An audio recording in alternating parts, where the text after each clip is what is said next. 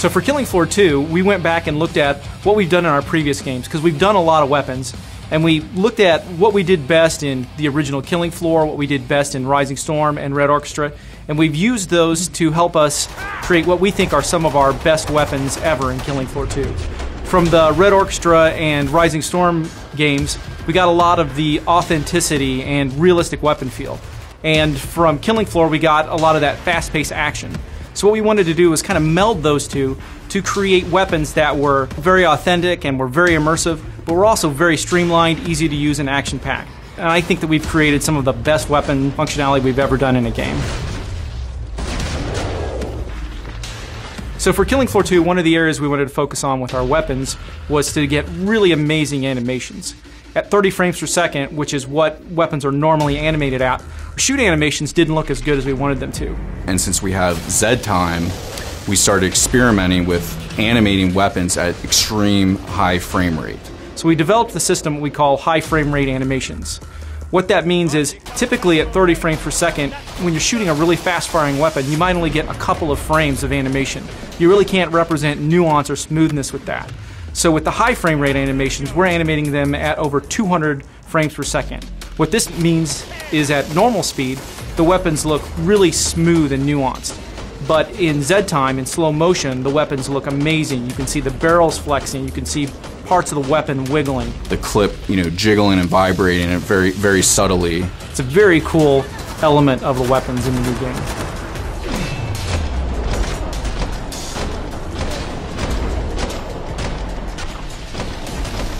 One of the cool things we're doing with the perk system in Killing Floor 2 is tailoring your starting weapons for individual perks. In the first game, you started out with a knife, a pistol, and some grenades. And that was it. In the new game, each perk starts with their own starting primary weapon and their own specialized grenade. Things like a frag grenade, or a concussion grenade, or a flame grenade, or some special grenade that suits each perk. The commando will spawn with an AR-15 assault rifle. The support class will start with a pump-action shotgun. And that way we can also start off the waves a lot more intense. The first wave on Killing Floor 1 is really kind of a warm-up. So this time around what we're going to do is, when you spawn in whatever level, you're going to get the basic perk weapon for your perk. Just so that, the first wave, it's going to come full on at you. It's not, a nice gentle warm-up. Get the action going right from the very beginning. One of the issues that people had in the first game was the grind between leveling up perks. There was 6 perk levels. It might take you a month to level up a perk. Now we've divided that up into 25 perk levels. So you'll be able to level up your character a lot more regularly, a lot more often.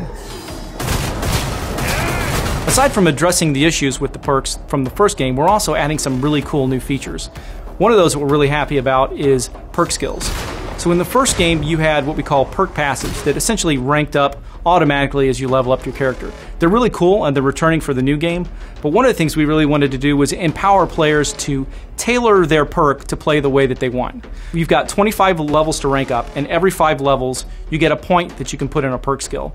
So an example of that would be tactical reload ability. We didn't want to just have a reload and just generically speed it up. We wanted to actually show a person operating the weapon in a different way. So we hired a weapons expert that knows how to, many different styles of reloading a weapon. If you've ever watched videos of these people that are really elite, military people, the way they reload their weapon is as efficient as possible. He'll check the chamber, flick the mag out, put another mag in, really, really fast, efficient, not wasting any movement at all. You'll reload a lot faster, but the animation looks totally different.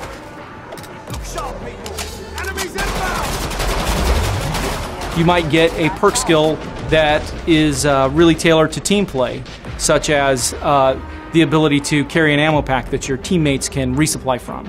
Or you can get the ability to share your ability to see cloaked units with your teammates. Do more damage in fully automatic mode. You might be able to reload faster. You might get night vision. You might get larger magazines. It makes it fun because you can tailor your perk to play the way that you want. It's a lot of information.